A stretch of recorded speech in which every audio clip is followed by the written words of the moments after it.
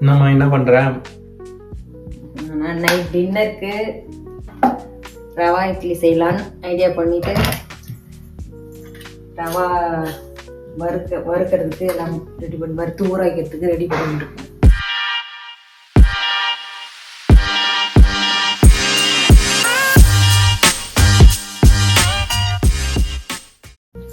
எவ்வளோ நேரம் ஆகும் அது? அதுவா வறுத்து ஊறுறதுக்கு 1/2 hour, அதுக்கப்புறம் 1 hour ப்ராசஸ். 1/2 மணி நேரம் ஊறணும். அதுக்கப்புறம் இட்லி ஊற்றுனோம்னாக்கா ரெடி ஆகிடும். அப்பா வர சீக்கிரம் வந்துடுவாரு. அதுதான் சீக்கிரமா ஊற வைக்கலான்னு வந்தேன். எண்ணெய் காஞ்ச உடனே போட்டு இது எல்லாத்தையும் போட்டு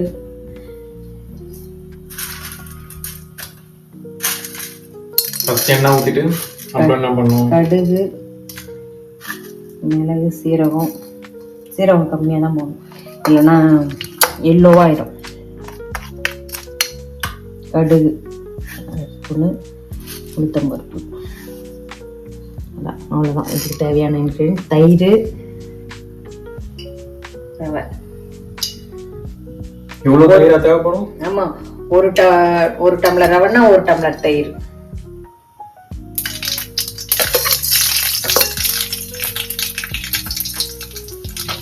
நல்லா பொரியணும் மிளகுலாம்.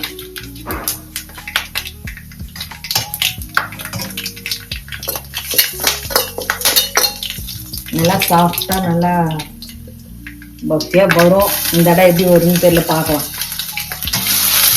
செய்துட்டு டேஸ்ட் பண்ணி பார்த்தா தெரியும். ஒரு நேரம் போட்டுப்போம் இது எப்படி வருதுன்னு பார்ப்போம்.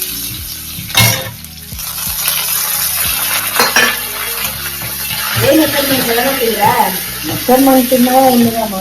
அப்புறம் ஒரு வாட்டி ஒரு மாதிரி வரும். ஒரு ரவை வித்தியாசப்படும்ல. 5 டம்ளர், 1, 2, 3, 4 டம்ளர்.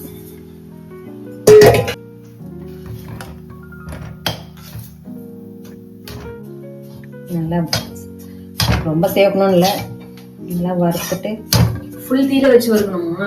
நம்ம கூடவே தானே இருக்கும். ஃபுல் தீல வச்சுன்னா குயிக்காக வேலை ஆகும். கொஞ்சம் ஆறட்டோன்னு தயிரில் போட்டு மிக்ஸ் பண்ணணும். சுட போடக்கூடாது. அதுதான் அங்கே ஈஸி தான் போல இருக்குல்ல. இது ஈஸி தான். ஈஸின்னு சொல்லிட்டு தான் கொஞ்சம் கேர்லெஸ்ஸாக செய்தோம்னாக்கா அது வேலையை அது காமிச்சிட்டு போயிடும். கொஞ்சம் அழுத்தமா இருந்தாலுமே யாரும் விரும்ப மாட்டாங்க. என்ன இது கல்லு மாதிரி இருக்குதுன்னு அப்பா, சீனு முன்ன செய்யற மாதிரி இல்ல அப்படின்னு சொல்லுவான். பிரியா பாதி இட்லி சாப்பிட்டு இல்லம்மா பசிக்கலன்னு எழுந்து போயிடும். சாஃப்டா நல்லா இருந்ததுனாக்கா எக்ஸ்ட்ரா 2 சாப்பிட்றது, எக்ஸ்ட்ரா 1 வச்சு சாப்பிடுவோம். அதான் வித்தியாசம், வேற ஒன்றும் கிடையாது. அதனால சாஃப்டா வருது. நம்ம ட்ரை பண்றோம். ட்ரைல இல்ல, சாஃப்டா வரும்னு நினைச்சு பண்ணு. சாஃப்டா வரும். வரும். அதுக்கு ஒரு புது இன்கிரீடியன்ஸ் ஒன்று யூஸ் பண்ண போறேன். ஆமா, சீக்ரெட். அது ரொம்ப நாள் தெரியாம இருந்தது. அதுக்கப்புறம் ஒரு நாள் அது போட்டு செய்து பார்த்தா அது ஒர்க் அவுட் ஆச்சு. அதுல இருந்து அவ்வளவுதான், போதும். ஆஃப் பண்ணிட்டு ஆற வச்சிடலாம். அந்த சீக்ரெட் யாரு உங்களுக்கு சொன்னது? அது நானே தான் போட்டேன். ஒரு நாள் ஏதோ வாங்கிட்டு வந்தது, எதுக்கோ வாங்கிட்டு வந்தோம். அது மீதி இருந்ததுன்னு சரின்னு அதை போட்டு பார்த்தேன். அதனால அது போடவுள்ள நான் சொல்றேன். அதான் ஆறிச்சு, நல்லா ஆறிச்சு. இப்ப 4 டம்ளர் ரவைக்கு 4 டம்ளர் தயிர். ஆறுன உடனே தான் போடணும். ஆமா, சூட்ல போடக்கூடாது. நல்ல கெட்டி தயிரா இருக்கணும், அதான் முக்கியம். நல்லா பீட் பண்ணிட்டு கட்டிலாம் இல்லாம பீட் பண்ணிட்டு.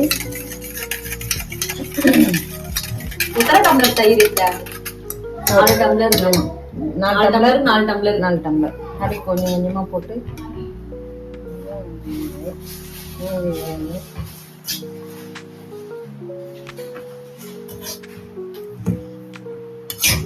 கொஞ்சம் கொஞ்சமா போட்டு மிக்ஸ் பண்ணணுமா?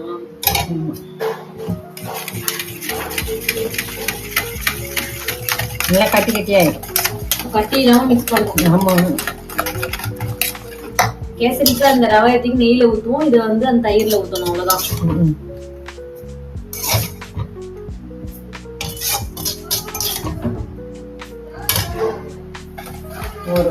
ஒரு எந்த கப்பால மெஷர்மெண்ட் எடுக்கணுமோ அதால ஒரு டம்ளருக்கு ஒரு டம்ளர்.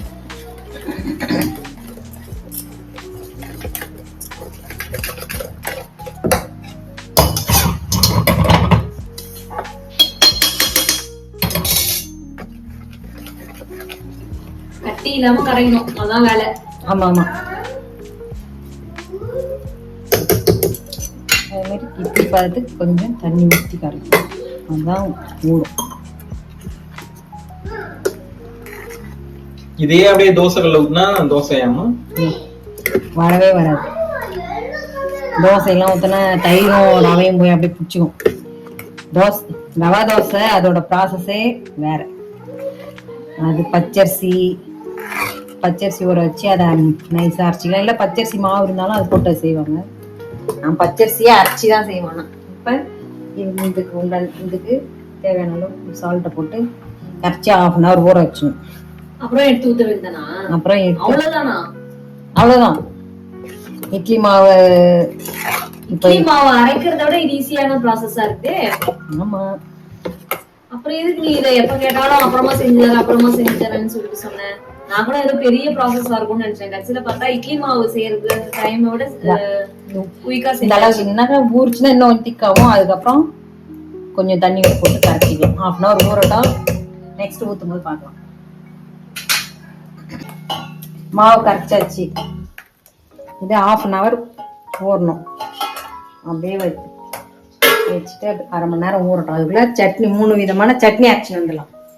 தேங்காய் சட்னி, தேங்காய் இதுலேயே உடச்சக்கடல, பச்சை மிளகாய், இஞ்சி, பூண்டு 2 பல் வச்சா கொஞ்சம் டேஸ்டாக இருக்கும். இது 2 வெங்காயம், 4 தக்காளி, 7 காஞ்ச மிளகாய். இது கார சட்னிக்கு. இது கொத்தமல்லி சட்னி. கொத்தமல்லி, இஞ்சி, பச்சை மிளகாய், கொஞ்சம் புளி, கொஞ்சம் கொத்தமல்லி சட்னிக்கு கொஞ்சம் உளுத்தம்பருப்பு லைட்டாக ஒரு 2 ஸ்பூன் வச்சு வதக்கி அரைச்சோம்னா நல்லா இருக்கும். கொஞ்சம் கரகரன்னு நல்லா கொஞ்சம் குறப்பாக அரைச்சோம்னா நல்லா இருக்கும். அதுதான் பஸ் இதை வதக்கி எடுத்தது. கிரீனா அப்படியே இருக்கணும்னாக்கா போட்டு அதிகமாக வதக்கூடாது. போட்டு உடனே எடுத்துடணும். போட்டு சும்மா ஒரு பரப்பி வச்சு எடுத்துடணும்.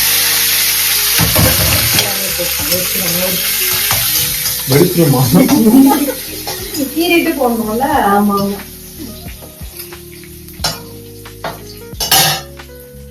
தேங்காய் போட்டு லைட்டா பண்ணிட்டு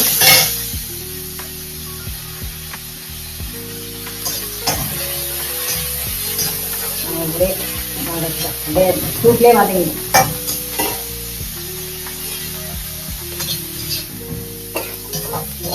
அடுத்தது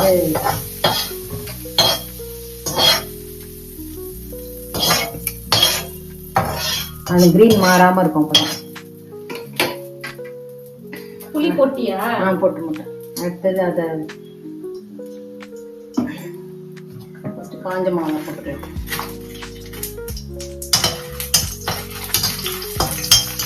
வெங்காயத்தை இது நல்லா கொஞ்சம் வதங்கணும். அப்பதான் நான் தாளிச்சு மறுபடியும் வதக்க தேவையில்லை. மறுபடியும் தாளிக்கும் போது மறுபடியும் வதக்க வேண்டியது. சரியா வதங்கலைன்னா இப்போ தக்காளி போட்டு அது ஒரு 5 நிமிஷம் நல்லா குக் பண்ணணும். இதுக்கு தேவையான அளவு சால்ட்டும் இதிலே போட்டு குக் பண்ணணும். நல்லா இந்த அளவு வதங்கணும். வதங்கி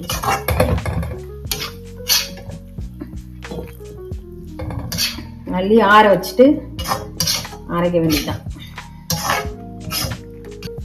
இது தேங்காய் சட்னி ஆஸ் யூஷுவல். தேங்காய் கொஞ்சம் அதிகமாக வைக்கணும். இது பொட்டுக்கடலை கொஞ்சம் கம்மியாக வைக்கணும். பச்சை மிளகாய் அவங்கவுங்களுக்கு தேவையானது. தேங்காய் மட்டும் அதிகமாக வச்சாதான் தேங்காய் சட்னி நல்லாயிருக்கும். கொஞ்சம் குறைன்னு அரைக்கணும், நைஸாக அரைக்கக்கூடாது. ஏன்னா இது தேங்காய் சட்னின்றதால தேங்காய் தான் அதிகமாக இருக்கணும். அப்பதான் நல்லாயிருக்கும் தேங்காய் சட்னி. ஹோட்டல் சட்னி மாதிரி இருக்கும் கெட்டியாக. இப்போ தட்டில் நெய் கொஞ்சம் போட்டு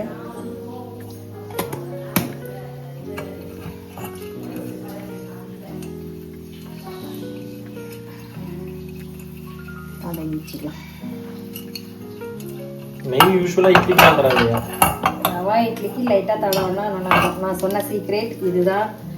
நிறைய பேர் வீணோவா அப்படி சொல்லுவாங்க. ஆனால் இது போட்டால் நல்லா பொசன்னு நல்லா வரும். அப்படி இது தேவையில்லை அப்படின்னு சொல்கிறவங்க லைட்டாக ஆப்ப சோடா தட்டி செய்துக்கலாம். இது போட்டால் நல்லா சாஃப்டாக நல்லா பஃபியாக வரும்.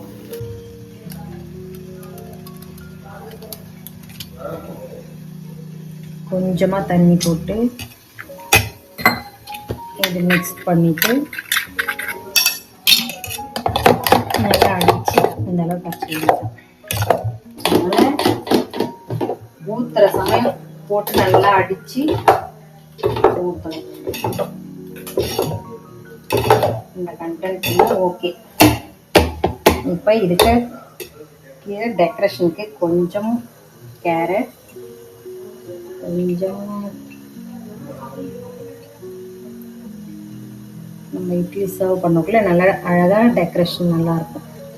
எப்பயுமே இது மாதிரி தான் செய்யறது. எங்கள் மாமியார் செய்து கற்று கொடுத்தாங்க, அதான் இப்போ நான் செய்கிறேன். முந்திரி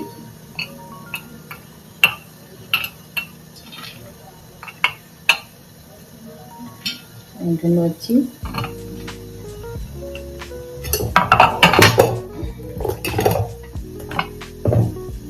அரை கரண்டி ஊற்றி ஒரு 10 நிமிஷம் வேக வச்சா போதும். தண்ணி கொதிக்க வச்சு. நார்மல் இட்லி எவ்வளவு நிமிஷம் வேக வைக்கணும்? தண்ணி கொதிச்சுன்னா அதுவும் ஒரு 10 நிமிஷம் ஓகே தான். தண்ணி இது மாதிரி கொதிக்கணும். தண்ணி கொதிச்சு வச்சோம்னாக்கா டக்குன்னு அதோட ஆவிப்பட்டு நல்லா வரும். 10 மினிட்ஸ் ஆயிடுச்சு, எடுத்துடலாம். நல்லா மேலெல்லாம் இது மாதிரி இருந்தாலே நல்லா நல்லா வந்துருக்குதுன்னு அர்த்தம். இந்த மாதிரி நல்லா வெடி போட்டு வரணும், இல்லைன்னா அழுந்திடும். சரியா வரையணும்.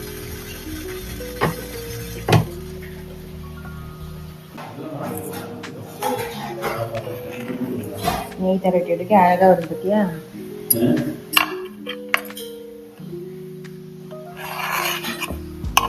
நல்லா கலர்ஃபுல்லாக அழகா இருக்கு. கலர்ஃபுல்லாக நல்லா எப்படி இருக்கு பாருங்க. சூப்பரா